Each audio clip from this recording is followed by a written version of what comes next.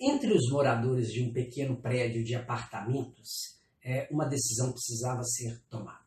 O prédio em questão era composto por 10 apartamentos. Era um apartamento simples, em um bairro também simples, né? E o condomínio do prédio estava com um excedente de caixa. Sobrou dinheiro na conta do condomínio.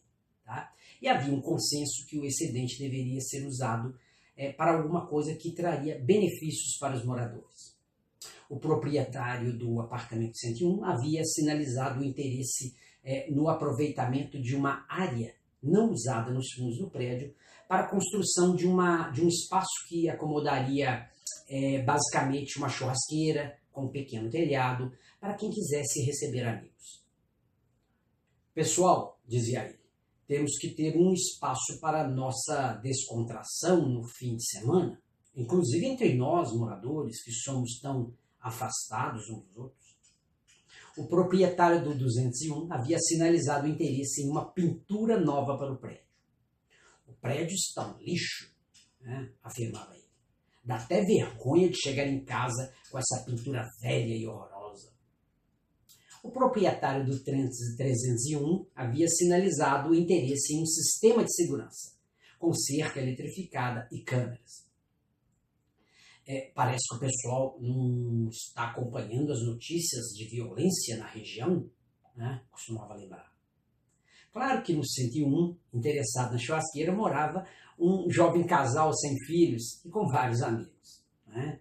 O morador do 201 estava interessado em vender o apartamento e a pintura iria valorizar seu apartamento, ou pelo menos facilitaria a venda, né? E o morador do 301 teve experiência recente de ser assaltado.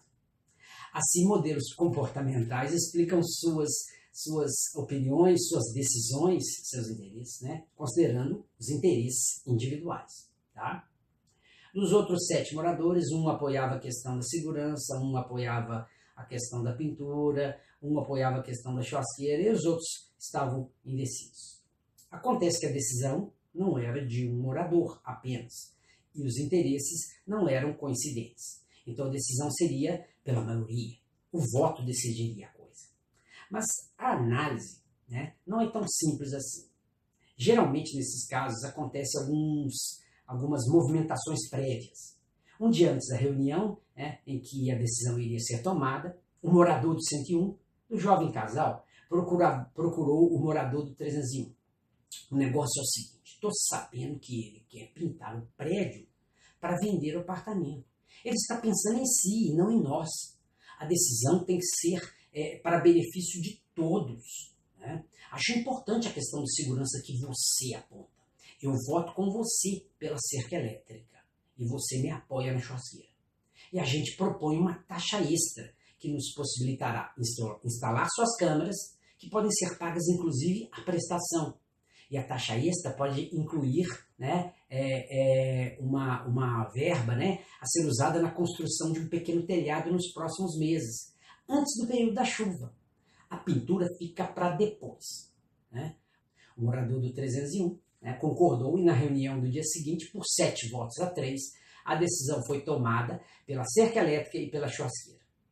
A política é assim, uma conciliação ou busca de conciliação de interesses. E a decisão pode se dar por consenso, por maioria ou por acordos. Estamos acostumados a ver a política como sinônimo de falcatrua, roubo, corrupção. Mas não é assim na realidade. Tá? Na realidade do mundo, os interesses são diversos e é preciso se tomar decisões a partir dessa diferença de interesses. Ou é a política, ou então a gente vai matar uns aos outros. Tá? Pessoas ou grupos então se reúnem, se juntam e tomam decisões. Uma decisão que pode ser mais bem explicada por modelos políticos de tomada de decisão. Mas alguém pode me perguntar: professor, mas o morador do 301 ficou prejudicado? Isso não está certo? Mas será que ele, né, está com tanta urgência assim na venda? Será que a pintura fará tanta diferença assim? Será que na votação do ano anterior, ele não se juntou com outros moradores e fez também acordos dentro de seus interesses, legítimos interesses, tá? Será que o pensamento dele pela pintura não é realmente egoísta? Muitos pensaram, não é mesmo? É claro que temos que analisar também do ponto de vista ético, responsável. Isso, inclusive, é assunto de outro tópico, tá? Nesse curso. Mas se não houve enganação, manipulação, pressão, assédio, né? O processo não está errado. É assim que funciona na realidade. Os interesses não coincidem, então o que fazer? Consenso, maioria, negociação, acordos. São maneiras de se decidir em situações, como eu disse, que envolvem mais pessoas e que os interesses não são coincidentes.